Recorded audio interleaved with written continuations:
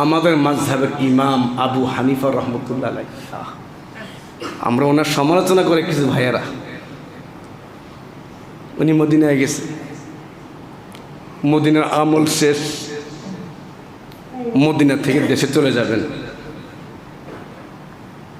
কিছু লোক ওনাকে পাইয়া ধরছে, হুজুর যায় না। অনেকে হানাফি মাযহাবের গালি দেয়, ইমাম আবু হানিফাকে গালি দেয়, উনি মুশরিক, উনি শিরকি আমল আল্লাহর রসুলের বাদ দিয়া মানুষ মানতে উনি বাধ্য করে নীতিমালা বাড়ি করে গেছে, মাযহাবে গালি দেয়। যারা এভাবে হজে যাচ্ছেন, আল্লাহ নবীর রওজার পরে কয়েকটা চারটা ছাতা আছে খালি জায়গা, ওই প্রথম খালি জায়গার প্রত্যেকটা ওয়ালে প্রথম মাঝখান বরাবর রসুলের নাম, এরপরে আলীর নাম, এরকম ওমরের নাম, আবু বকরের নাম, বড় বড় সাহাবীর নাম। এই যে বরাবর নবীর নাম, এই বরাবর সেম পিছনের ওয়ালে বিশাল জায়গা খালি, চার কোণার স্কোয়ার করা খালি, এরপর আবার ছাদ, আবার খালি, প্রথম খালি জায়গাটায় প্রথম উপরে একবার উপরে রসুলের নাম লেখা, রসুলের নাম বরাবর সেম একবারে পিছনে ইমামে আজম আবু হানিফার নাম লেখা। উনি মুশরিক বলে, তো মুশরিক হলে ওনার নামটা রসুল বরাবর কেন হইল? আরবরা বুঝে না মুশরিক কারে কয়। এমনকি চার মাযহাবের বড় বড় চার ইমামের নাম সেখানে লেখা, এই বরাবর পিছনের দেয়ালে গেলে তাকায় দেখেন এগুলো। তো ইমামে আজম গেছেন মদিনায়, আমল শেষ, চলে যাবেন, লোক ধরছেন না, আপনি আরেকটু কদিন থাকেন, আমরা অনেক কিছু শিখতে পারবো আপনার কাছ থেকে, ইসলামের জন্য এলেম শিখতে পারবো, রাখে থাকেন। খুব পিড়াপিড়ি করলেন, উনি রইলেন। এরকম করতে করতে 11 দিন হয়ে গেছে, চলে যাবেন, গাট্টি বুসকা বাঁধছেন, এলাকার লোকেরা এসে না আটটু থাকেন। ইমামে আজম আবু হানিফা বলেন, ভাই আমার আর থাকার সাধ্য নাই, আমি যে বাঁচতে হয় এই মুহূর্তে মদিনার সীমানা থেকে বের হতে হবে। কেন? থাকলে তো ফায়দা, আপনি অনেক মাসলা মাসাইল জানতে পারি, অনেক আনুখা দিনের বিষয়গুলো আমরা বুঝতে পারি। বলে আমি আজ থেকে 11 দিন মদিনায় আসি, একটা দিন পেশাব করি নাই, একটা দিন আমি পায়খানা করি নাই। আল্লাহ রসুল যে মাটিতে শুয়ে আছে, আমি কেমনে সেখানে পেশাব করি, আমি কেমনে সেখানে বাথরুম করি, আমি আর বাঁচতেছি না, আমি এই মুহূর্তে বাঁচতে হলে এলাকায় গিয়ে জরুর সারতে হবে, আমাকে আর রাইখো না তোমরা। এই ছিল আদব। আমরা গিয়া করি। এই জন্য মদিনায় যারা যাব, খুব আদব, কি করে ওইদিকে দেখবো না, আমি কতটুকু নিজে বানাইতে পারছি। রসুলের শহরে আসছে, কোনো ভুল ধরবো না, খাবারেও না। এমনকি আল্লাহ রসুল বলছেন যে মদিনায় মরে, সম্ভব হলে মদিনায় মরো, মদিনায় যে এন্তেকাল হবে তার ব্যাপারও আমি নবী শাফাত করব। হ্যাঁ, মক্কা মদিনায় দাজ্জাল ঢুকতে পারবে না, মক্কা মদিনায় মহামারী ঢুকতে পারবে না। এই জন্য যখন কিয়ামত ঘনায়া যাবে, দাজ্জাল আসার অবস্থা হয়ে যাবে, তো আল্লাহ পাক তখন মক্কা মদিনার জমিনকে একটা ঝাঁকুনি মারবেন। মক্কায় ঝাঁকুনি হবে না, মদিনায় ঝাঁকুনি হবে না, কিন্তু একটা ঝাঁকুনি হবে। ওই ঝাঁকুনি দেখে যারা মুনাফিক মার্কা মুসলমান, ওরা তখন মন্তব্য করে, এই মক্কায় না ঝাঁকুনি হবে না, হইল যে এন নিরাপদ না রে, বাড়িয়ে জায়গা। এই ঝাঁকুনি দিয়া সব আবর্জনা আল্লাহ বের করে ফেলবেন, সব মুনাফিক বের করে ফেলবেন। ইমান যাদের মজবুত, হাদিস নবীর রসুল বলছে মক্কায় ঝাঁকুনি হবে না, হইছে অবশ্যই কারণ আছে, ওই কারণে মুনাফিকটা সব বের হয়ে ধ্বংস হয়ে যাবে।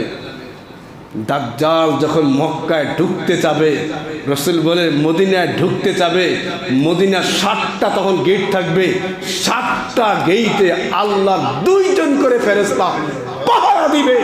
যেই দিক দিয়ে ঢুকতে যাবে মক্কা মদিনার একটা রাস্তাও খুঁজে পাবেন।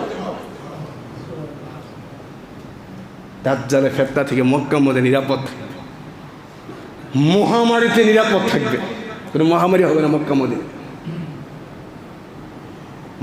মদিনায় যত আদব, রাসূলের রওজায় সালামের পরে এই পৃথিবীর উম্মতের মধ্যে সবচেয়ে শ্রেষ্ঠ মানুষ সাইয়েদনা আবু বকরের কবর। পৃথিবীর শ্রেষ্ঠ মানুষ। আমি গেলে তো মনে খুব কান্দি, এই দুইটা লোক জীবন রে কেমন বানানটা বানাইছে, জীবনটারে কেমন সাজানটা সাজাইছে। আল্লাহ নবীর রওজায় সালামটা দিয়া বের হলেই এই দুই মুরব্বীরে সালাম দেওয়া লাগে। কেমন জীবনটা তারা বানাইছে দেখেন আপনারা, কেমন জীবনটা তারা বানাইছে। সাইয়েদনা আবু বকর আল্লাহ নবীর জান ছিল।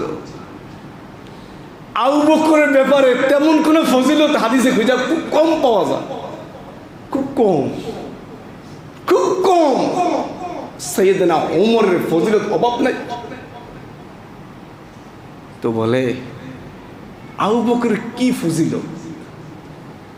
কেউ যদি আল্লাহর নবীকে খুঁজতে চায়, কেউ যে আল্লাহর নবীকে খুঁজতে চায়, কেউ যে আল্লাহর নবীকে বুঝতে চায়, কেউ যে আল্লাহ নবীকে দেখতে চায়, যদি এই পাশে রসুল দাঁড়ায়, ওই পাশে আবু বকর দাঁড়ায়, সেম তাকাইলে আল্লাহর নবীর সাথে আর আবু বকরের সাথে এই পরিমাণ মিল বুঝতেই পারবেন না।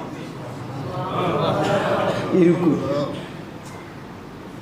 আল্লাহর নবীর জবান দিয়ে 3-4 মাইল দূরের পথ রসুল এটা মন্তব্য করছে, 3-4 মাইল দূরে আবু বকর অবস্থান করতেছেন, যেই বিষয়ে রসুল যেই মন্তব্য করছে, কারো মুলাকাত নাই, দেখা সাক্ষাৎ নাই, অন্তরের কালেকশন এই পরিমাণ। 3-4 মাইল দূরে অবস্থান রসুলের, যেই মন্তব্য সেম শব্দে 2-2.5 মাইল দূরত্বের দূরে আবু বকরকে প্রশ্ন করেন, আল্লাহ নবীর শব্দ দিয়ে একই মন্তব্য বের হয়। হ্যাঁ, কোনো পার্থক্য হবে না। আল্লাহ নবীর সাথে তার এত মিল ছিল, এটা সবচেয়ে বড় তার নেয়ামত। সাইয়েদনা আবু বকরকে সালাম দিতে হয়, এরপরেও সাইয়েদনা ওমরের কবর, তাকে সালাম দিতে হয়। কি জীবন তারা বানাইছে। সালাম দিয়ে বের হয়ে দোয়া করে মানুষ দাঁড়ায়। আমি এটা শের পড়ছি, এই শেরগুলো আল্লাহ নবীর রওজার সামনে 2টা পিলার আছে, ওই পিলারে গায়ে লেখা আছে, ইয়া খায়রা মান দুফিনাত বিল কা'i আ'যামুহু, ইয়া খায়রা মান দুফিনাত বিল কা'i আ'যামুহু, ফাত মান তাবা মিন তিবিহিন্নাল কা'উ ওয়াল আকামু। এক গ্রাম্য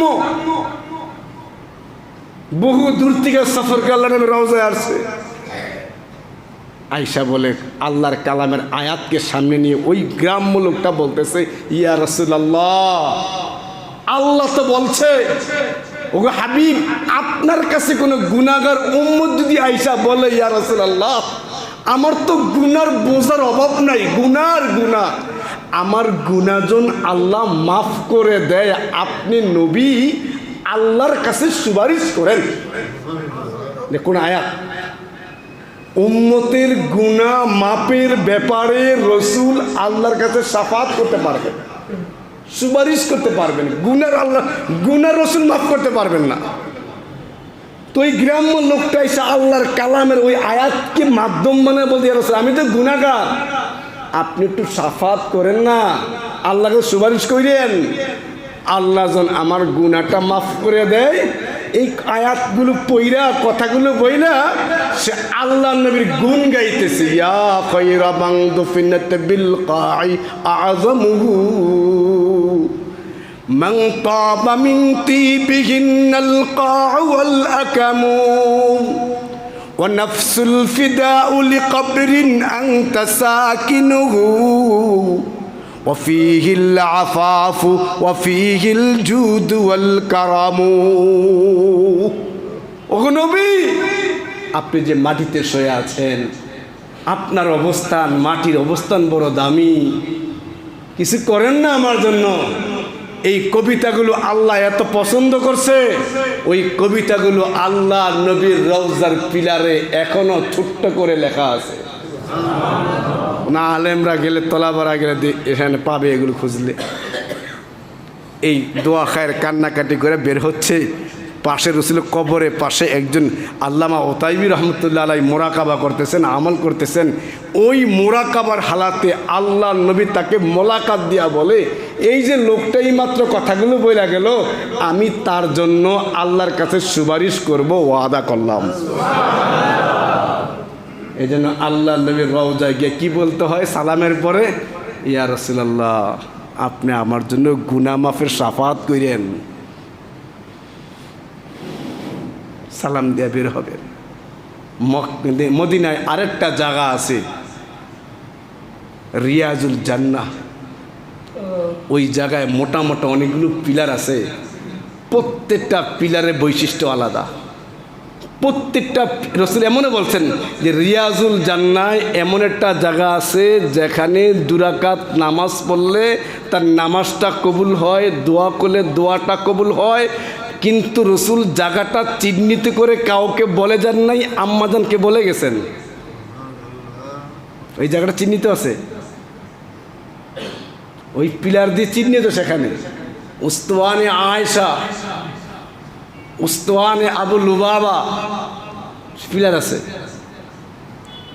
উস্তানে শরীর, আল্লাহ রসুল এতেকাফ অবস্থায় যেখানে খাট বিছিয়ে বসতেন, ওই পিলারটা দেওয়া আছে, সেখানে উপর লেখা আছে, আরবি পেঁচানো তো অনেকে বুঝে না। আল্লাহ রসুলের রওজা, এই যে আম্মাজানা ঘরে রসুলের কবর, এই যে রওজা, এই রওজা থেকে এরকম একটু দূরে ওই পর্যন্ত রসুলের মিম্বার এখন আছে।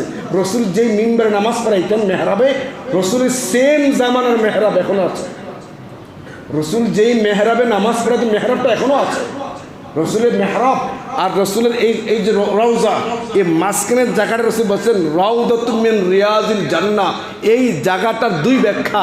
এই এখানে যে জায়গাটা আছে, এই জায়গাটা হুবহুব জান্নাতে আছে, না হয় জান্নাতে হুবহুব একটা জায়গা এরকম আছে। এখানে ঢুকে 2 রাকাত নামাজ অনেক দাম, কিন্তু আফসোস আমার বাঙালি অনেকে ঢুকে, কিন্তু তার কেরাতের যে অবস্থা, কেরাতটাই শুদ্ধ নেই।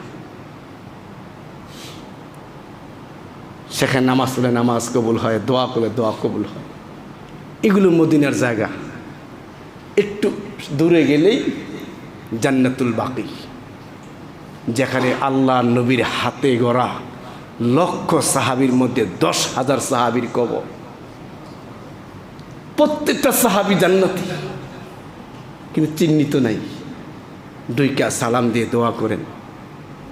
তাদের ত্যাগ আর কুরবানির কথা ভেবে চোখের পানি ফালান। ইসলাম এমনি পাইছি, এই হজ করতে নির্বিঘ্নে আসছি, কেউ বাধা দেয় নাই।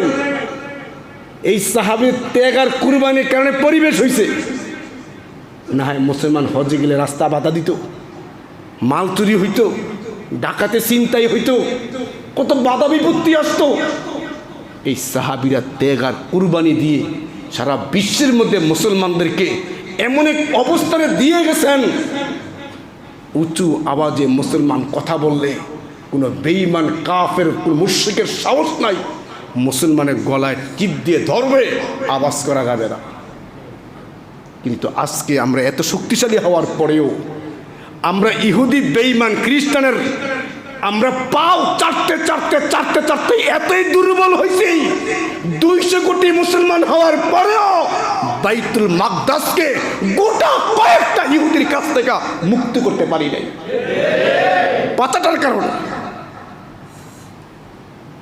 এই জন্য হজের একটি অংশ মদিনা, যদি মৌলিক কোনো কাজ নাই, কিন্তু এটা প্রেমের দাবি, সেখানে যেতে হয়।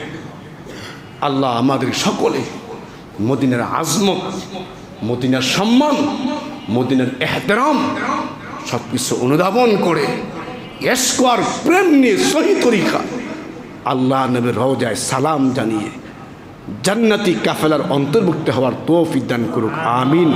ওয়া আখির দাওয়ানা আনিল হামদুলিল্লাহি রাব্বিল আলামিন।